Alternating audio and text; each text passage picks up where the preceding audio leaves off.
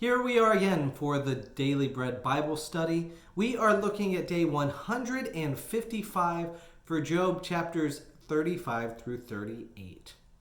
Now, three statements that we need to again remind ourselves of here in the book of Job. First is that God is righteous. Second is that Job is righteous. And third, Job is suffering. All of these three statements come to a head.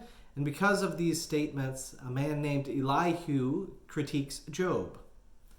Elihu wants Job to change his tone, especially his recent words asking why God allows the wicked to prosper while the faithful, specifically Job, suffer. Thus, in chapter 35, Elihu points out the impact Job's actions have on the world around him, starting in verse 3 of chapter 35. If you ask, what advantage have I? How am I better off than if I had sinned? I will answer you and your friends. So this is a bit of philosophy here. In verse 8, Elihu says, your wickedness affects others like you, and your righteousness other human beings.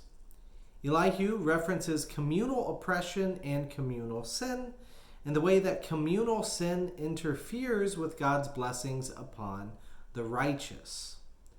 In Job 35, verse 12, there they cry out, but he does not answer, because of the pride of evildoers. Surely God does not hear an empty cry. And then in verse 15, because his anger does not punish, and he does not greatly heed transgressions, Job opens his mouth in empty talk. He multiplies words without knowledge. So Elihu has already assured Job that God sees the wicked and the righteous and will pronounce judgment accordingly. This will occur in God's timing and not because Job wants the wicked to fall. Elihu calls Job's speech empty talk, which makes me think about our human tendency to complain about the way things are without seeking to do anything about it. We become these passive agents in our own lives, expecting God to pronounce judgment upon those who have trespassed against us, and we want to state when and how that judgment is pronounced. Then we can become disheartened when we model resilience in the midst of this oppression. So it's very disheartening, right? To see somebody else succeed, even if they are doing it through unjust means. And we can become frustrated before God and before others, comparing ourselves or, even harboring jealousy or anger and frustration. And not to say that we don't hope for righteousness to win out at the end of the day, but the reality is that things don't always go the way that we expect that they will go in this life. So if someone cuts you off while you're driving, it is frustrating and not good. But are citizens entitled to pull over the vehicle and hand out tickets for those, who have offended people? Similarly, if my child steals a toy from, my other child, I have to ask my child, do I give them the recommendation for the correction for my son? Not really, right? I want them to know how to make it right with each other, but at the same time, I have to have a sense and be willing to maintain that fairness and the appropriate response to this appropriate consequence to the wrong, action.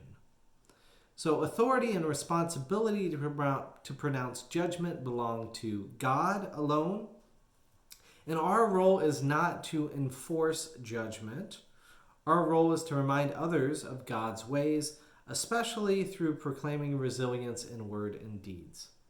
Now, for Christians, Jesus is the suffering servant who accepted the injustice of the cross. Jesus used the cross to justify others and spent a great deal of effort after the resurrection to construct a resilient community of hope. Did Jesus fixate on those who had wronged him? Well, not particularly. He prayed for those who persecuted. He showed grace to those who did not earn it. Violence may mark and scar, but only love and compassion can heal. This is ultimately what Job will experience: love and compassion from God. So that may be, depending upon the way that you view when God speaks, you may have a different view, but I see it as love and compassion. So this is why Elihu says in Job 36, verse 5, "Surely God is mighty and does not despise any. He is mighty in strength of understanding. He does not keep the wicked alive, but gives the afflicted their right." And in chapter 36, verse 9, he says, "He declares to them their work and their transgressions, that they are behaving arrogantly. He opens their ears to instruction." The godless do not call out for God's love and compassion, so they perish. In verse 17, "But you are obsessed with the case of the wicked. Judgment and justice shall seize you. Beware that wrath does not entice you into scoffing, and do not let the greatness of the ransom turn you aside." What powerful words.